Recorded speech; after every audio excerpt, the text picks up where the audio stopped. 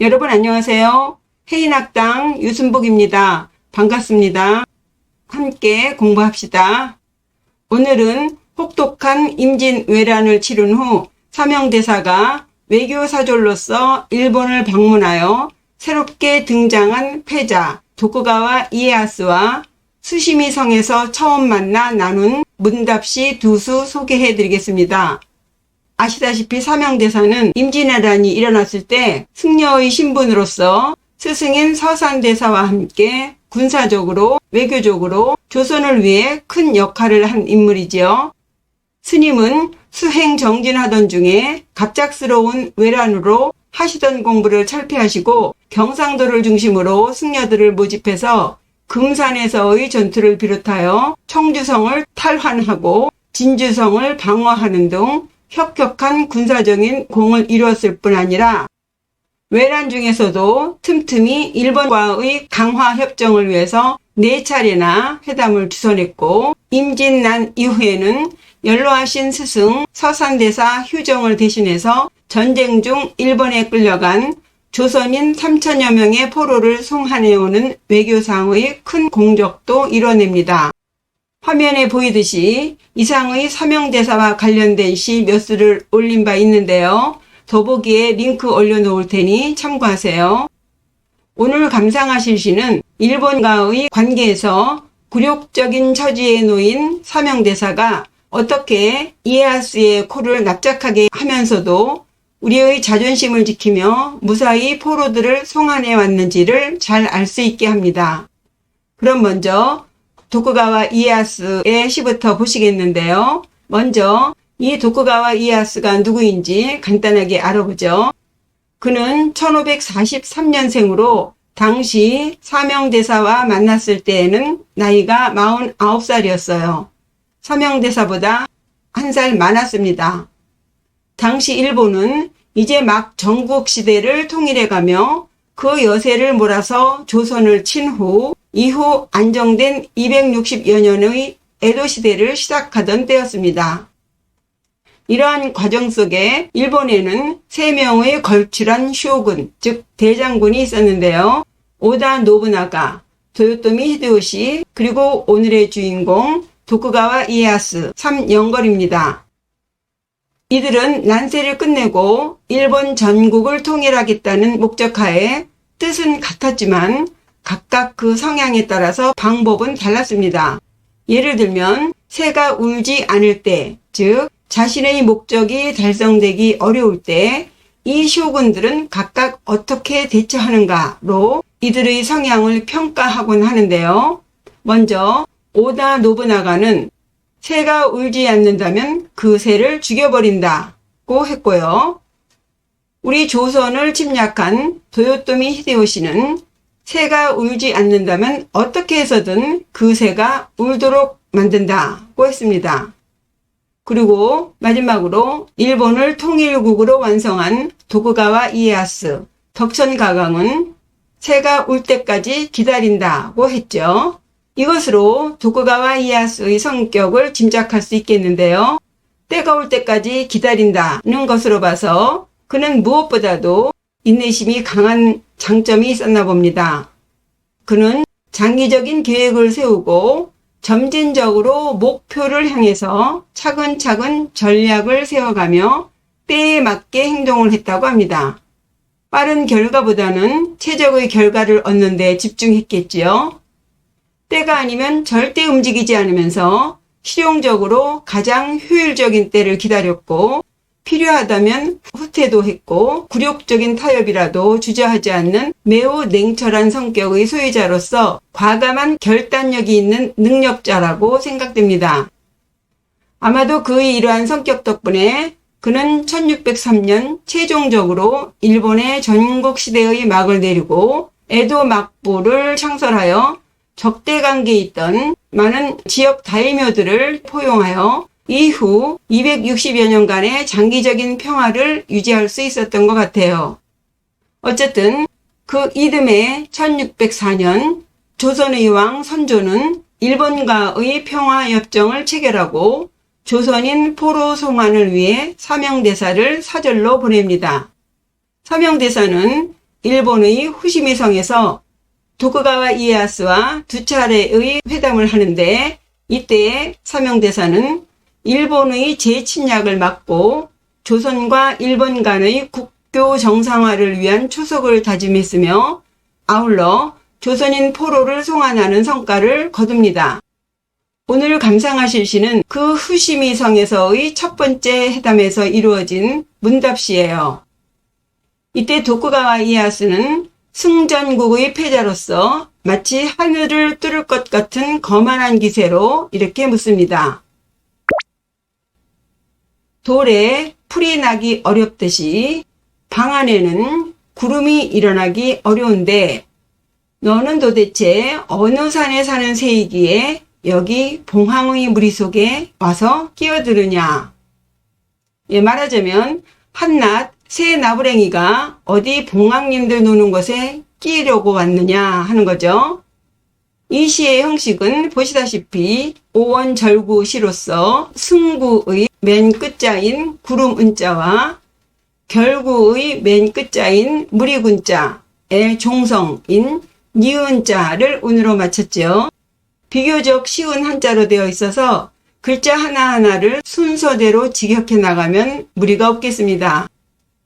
그럼 첫 구절부터 보시죠. 석상 난생초. 돌 위에서는 풀이 나기 어렵다. 석상, 돌석, 윗상. 돌 위에서는 난, 생초. 어려울 난, 날생, 풀초. 생초, 풀이 나기 난, 어렵다. 돌 위에서는 풀이 나기 어렵지요. 이 돌이라는 것은 뚫기도 어렵고 깨기도 어려운 물체죠. 여기에 풀이라면은 생명 혹은 풍요, 평화를 상징합니다.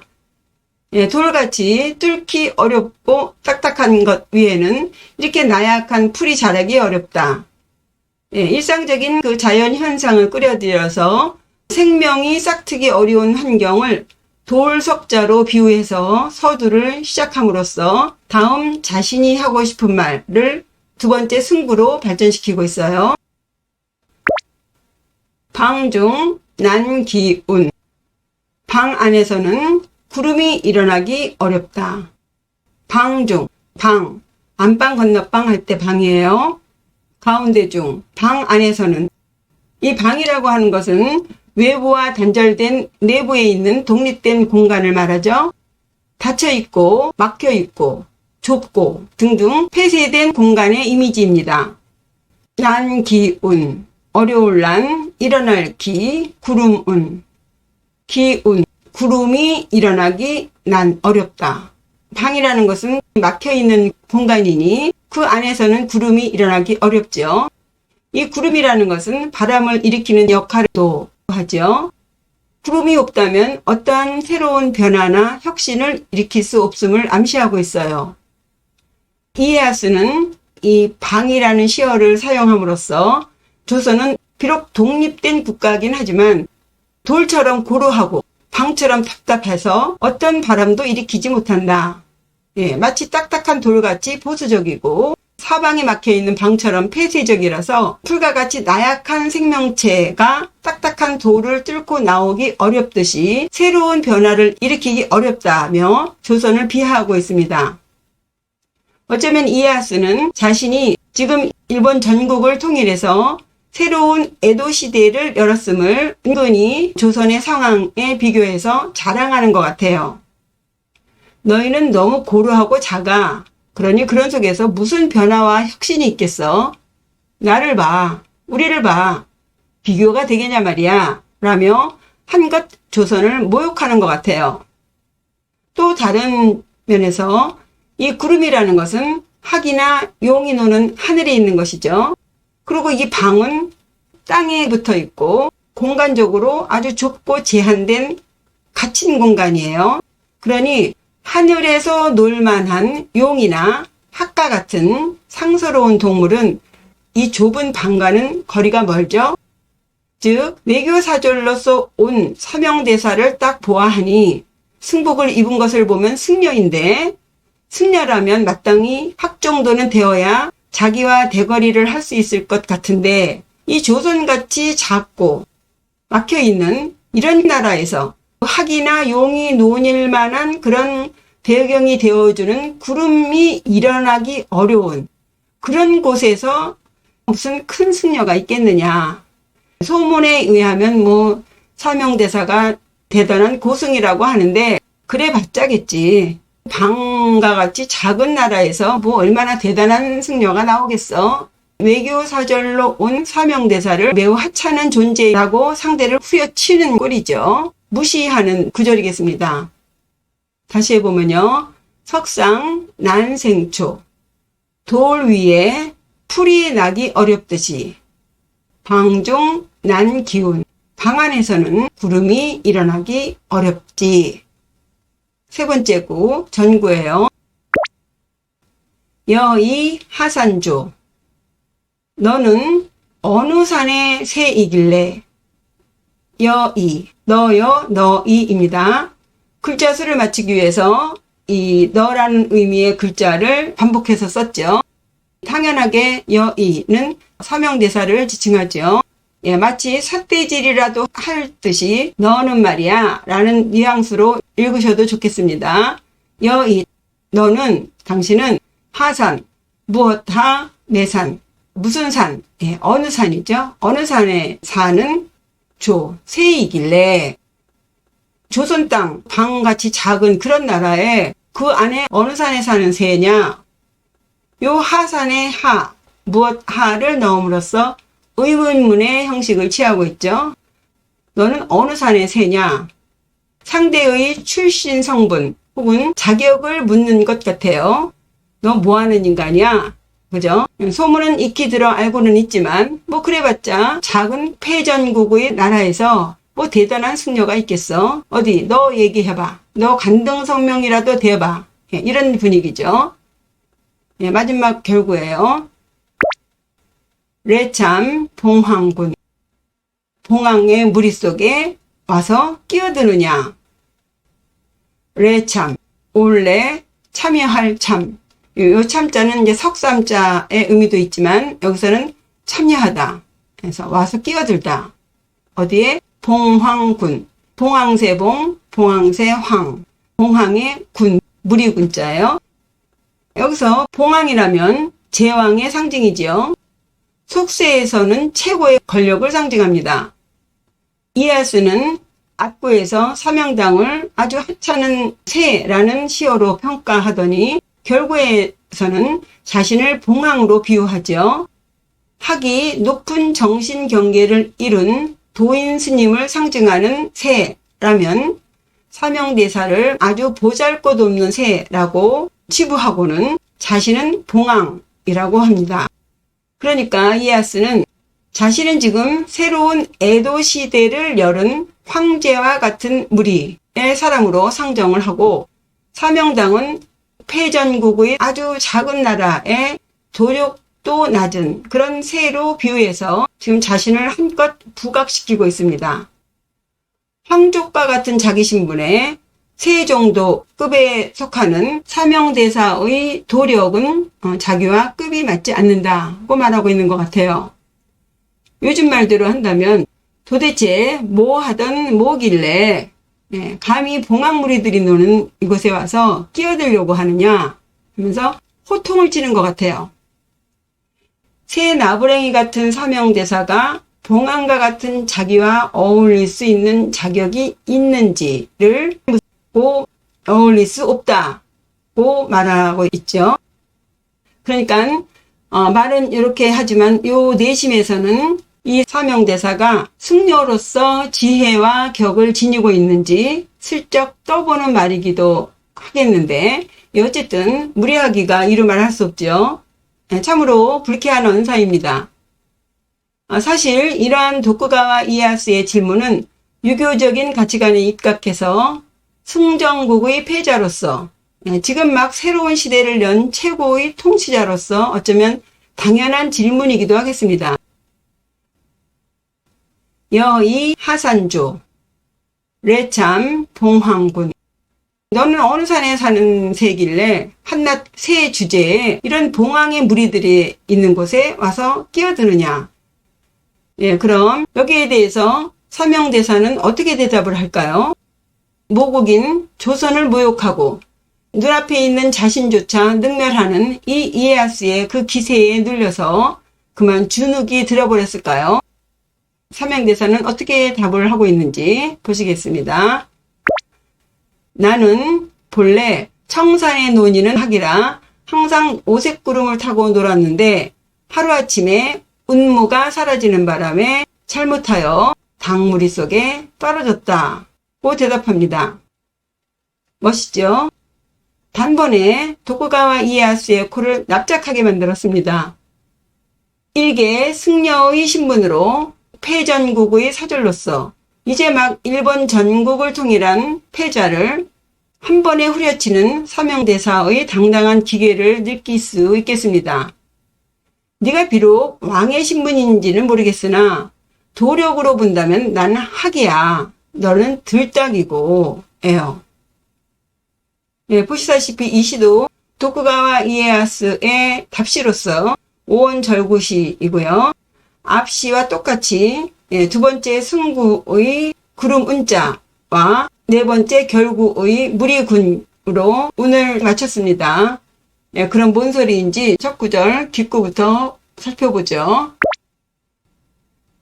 아본 청산학. 나는 본래 청산의 학이라. 아본 나아 본래 본. 나는 본래. 여기서 나아자는 이제 사명대사 본인을 말하죠. 사명대사가 나는 본래 청산학, 풀을 청, 매산, 학학, 청산의 학이다. 청산은 조선을 말하죠. 사명대사는 자신의 고향인 조선에 관한 이미지를 깨끗하고 평화롭다는 청산이라는 시어를 사용했죠. 사명대사는 이 청산 안에 조선의 정체성과 자주성을 강조하는 의미를 담고 있는 것 같습니다. 그러니까 자연 그대로의 순수한 곳, 속세와 대비되는 아주 매우 평화로운 장소, 그리고 불교적인 가치를 지닌 나라이기 때문에 수행의 공간으로서 그가 반드시 지켜야 할 이상향으로서의 조선을 청산이라고 비유했습니다. 이 청산이라는 시어는 앞서 도쿠가와 이에야스가 조선을 방이라고 비유해서 일본의 통제하에 놓인 나라라고 표현한 것에 대한 반격 같아요. 네가 보기에 조선은 보수적이고 폐쇄적이고 막혔고 보잘것없는 나라라고 보겠지만 그렇지 않지. 조선은 정신적으로 높은 가치를 지닌 나라야. 그리고 매우 자주적이고 독립적인 나라야. 라며 조선의 이미지를 상기시킵니다. 그리고 너는 이 사명대사를 보잘것없는 작은 새로 보는가 본데 네가 뭘 몰라서 그래. 난 본래 청산에 사는 학이야. 라고 아주 당당하게 말하죠. 이 학이 상징하는 바가 뭐예요? 천년학이라고 들어보셨죠? 유가며 도가며 불가에서조차도 높은 정신경지에 이른 수행자의 표상을 학으로 그립니다. 정령위라고 하는 선비가 천년간 도를 닦아서 이룬 것을 학이라고 상징하거든요. 사명대사는 자신을 청산학이라고 표현함으로써 자신은 이미 속세를 떠난 고귀한 존재이다. 그러니 일본같이 전쟁을 일삼는 피비린내 나는 나라가 아닌 이런 청정한 나라, 조선에 사는 학이다. 라며 은근히 이에야스를 까고 있는 것입니다. 사명대사는 포검비라고 해서 칼을 품고 슬퍼한다는 말을 한 바가 있어요. 이 포검비라는 말은 일본의 침략으로 이 승려로서 어쩔 수 없이 백성들을 보호하기 위해서 칼을 들긴 들었지만 불교적인 가르침인 산 생명을 죽이지 않는다라는 불살생을 어겨야 하는 상황에서 겪어야 하는 깊은 고뇌를 통해서 나온 말이죠. 정치적인 야심을 위해서 무력으로 일본을 통일하고 나아가 이 평화로운 조선 팔도를 침략해서 묻 중생들을 도탄에 빠지게 한 당신네 같은 사람들과는 비교 자체가 안 되는 인물이다 고 말하는 거예요. 그러니 이에야스의 상징이 칼과 봉황이라면 사명대사는 이 학이고 지혜죠. 자신은 속세를 떠난 청산의 초월적인 존재임을 지금 밝히고 있는 거예요. 너는 칼로 봉황이 되었지만 나는 지혜로 학이 된 선승이야 라고 첫 구절에 땅 때리는 거예요. 서명대사의 기계를 엿볼 수 있는 아주 큰 문장입니다. 다음 두 번째 승구로 악구를 발전시키고 있습니다. 상류 오색운. 항상 오색이 비치는 아름다운 구름 속에서 논일지. 상류, 항상상, 논류, 항상 논인다. 이 유자는 절대 자유를 누리는 경지를 표현할 때 소요유라는 의미의 유자예요. 그리고 그 유자 앞에 항상 상자를 붙여서 그 논이는 것이 항상 한다는 의미를 붙인 거죠. 그러니까 욕계를 벗어나지 못해서 왔다 갔다 윤회를 반복하는 그런 경지가 아닌 다시는 떨어지지 않는 단계의 정신경제를 상유로 표현한 것 같아요. 사명대사의 정신경계를 이렇게 표현한 거죠. 그리고 오색운, 오색, 5가지 색, 아름다운 다채로운 빛을 띠는 구름 속에서 논일다. 이 구름이라는 것은 초월적인 이상세계를 표현한 시어죠. 신비로운 초월적 존재가 머무는 공간을 구름운으로 표현했고 그러한 세계의 그 황홀한 아름다움을 오색이라고 표현했습니다. 자신은 본래 높은 경지의 수행자로서 환상적으로 아름다운 빛이 비치는 그런 구름 속을 절대 자유를 누리면서 논의는 존재이다. 너 이에야스처럼 권력 유지에 급급해서 매일 전쟁터를 누비며 사람을 죽이면서 세세생생 윤회를 반복하는 그런 존재가 아니야 라며 사명대사는 자신이 속세를 초월한 존재임을 다시 한번 강조하고 있어요. 아본 청산학, 상류 오색운. 나는 본래 청산의 학이기 때문에 항상 오색이 비치는 구름 속에서 논일곤 했지. 다음 세 번째 전구입니다. 반전이죠. 일조 운무진. 하루아침에 운무가 사라지는 바람에 일조, 한일, 아침조. 하루아침에 갑자기 어느 날 갑자기 운무, 구름은 안개무, 운무, 구름과 안개가 진, 다 했다. 사라져버렸다. 이 운무는 앞 승부의 구름 운을 달리 말한 것이죠. 오색의 그 아름다운 구름이 진, 다 사라져버렸다. 왜 하루아침에 이 학이 놀던 그 아름다운 운무가 다 사라져버렸는가? 바로 임진왜란이 발발한 것을 말하죠.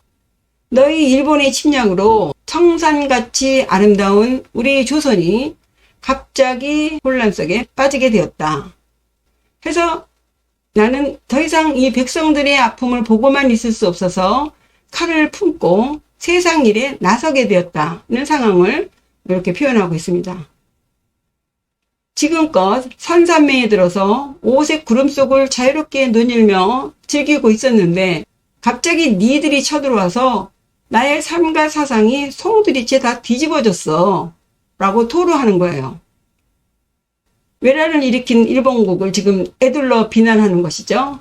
너희 때문에 우리 아름다운 화려강산, 그 청산이 다 망가져 버렸다며 꾸짖는 거예요.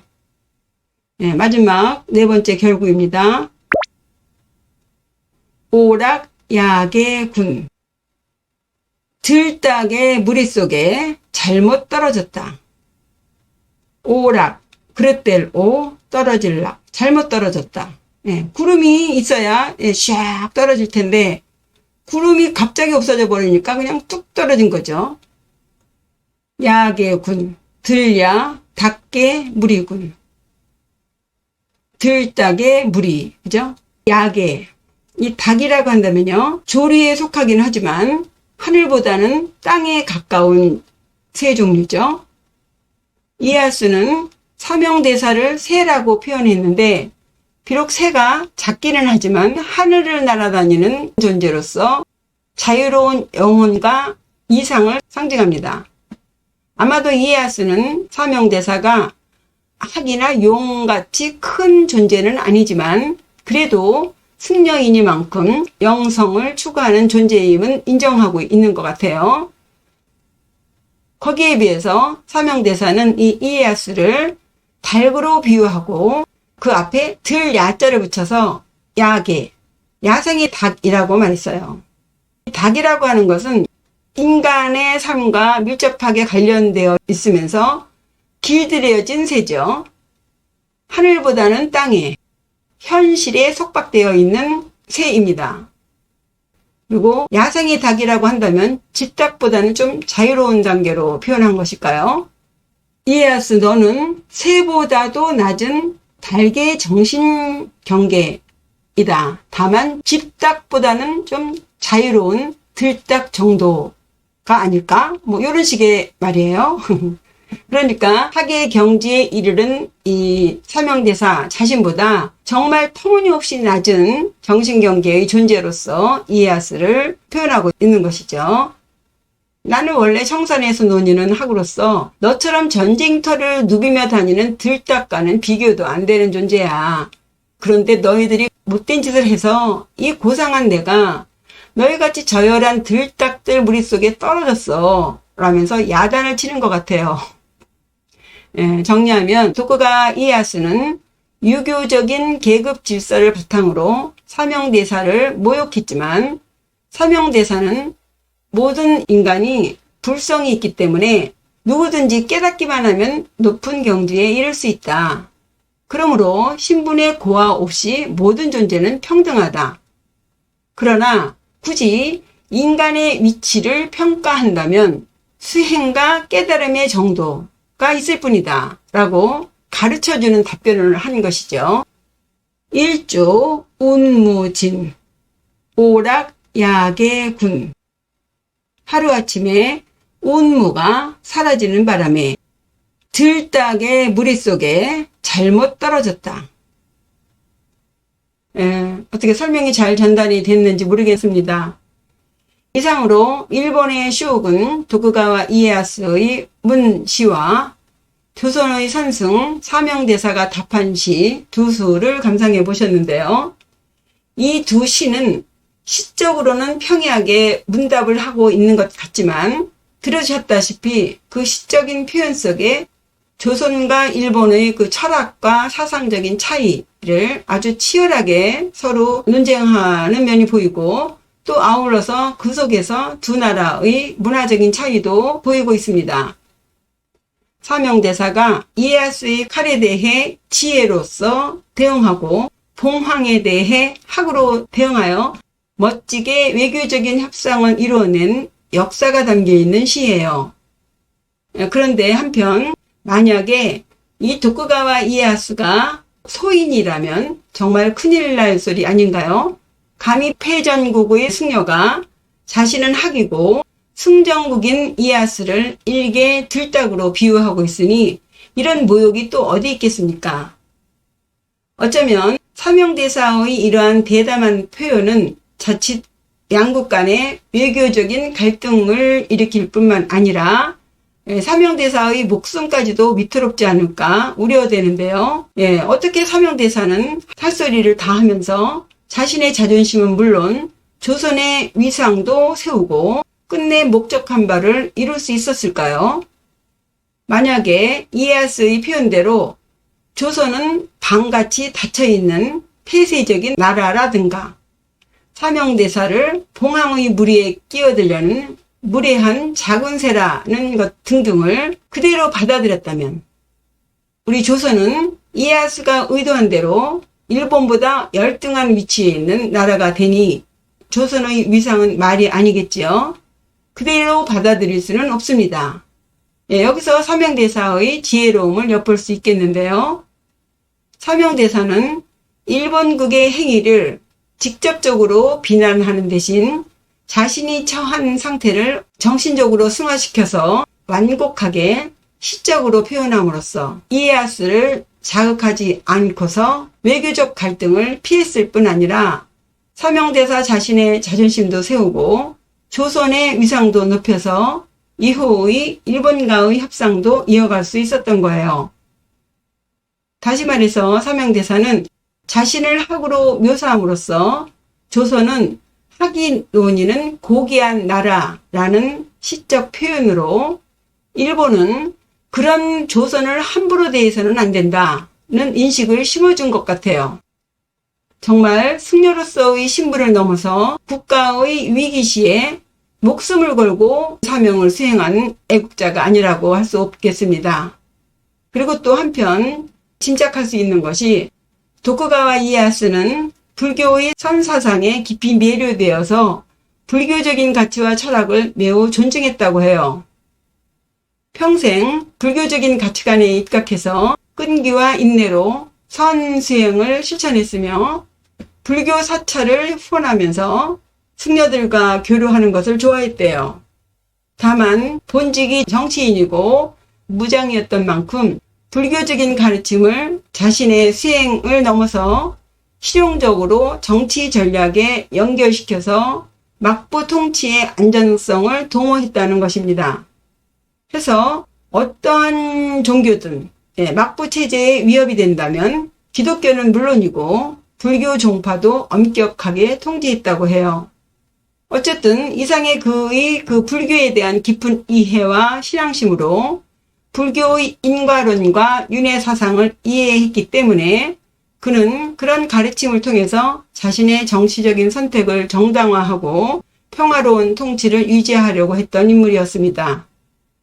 서명대사의 시문에서 나타난 그 초월적인 세계관과 그 불교적인 상징은 단순한 외교적인 회담이 아니라 불교적 가치에 기반한 선문답으로 인식했을 수도 있겠다는 생각이 드는 거죠. 어쩌면 그런 연장선상에서 서명대사의 불교 철학적 태도를 긍정적으로 수긍하지 않았을까 짐작도 해봅니다.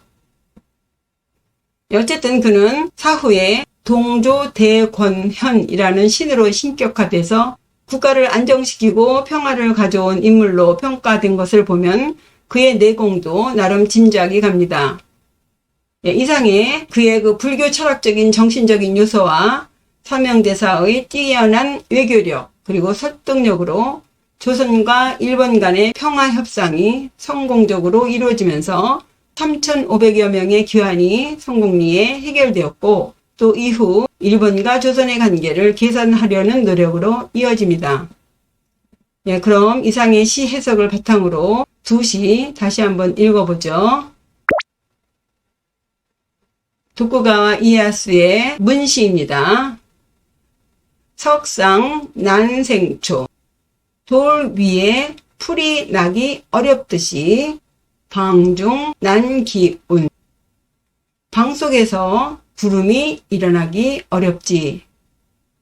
여이 하산조 너는 어느 산의 새이길래 레참 봉황군 봉황의 무리 속에 와서 끼어드느냐. 다음 서명당의 답시입니다. 아본 청산학 나는 본래 청산의 학이라 상류 오색운 항상 오색빛 비치는 구름 속을 논이렀는데 일주 운무진 하루아침에 운무가 사라져 오락야개군 들딱 무리 속에 잘못 떨어졌다네. 재밌죠?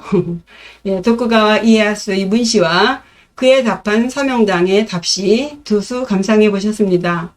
저의 시 해석을 바탕으로 더 멋지게 해석해 보세요. 이것으로 선시 감상 26번째 시간 마치겠습니다. 구독과 좋아요, 댓글 잊지 마시고요. 시청해 주셔서 감사합니다. 안녕히 계세요.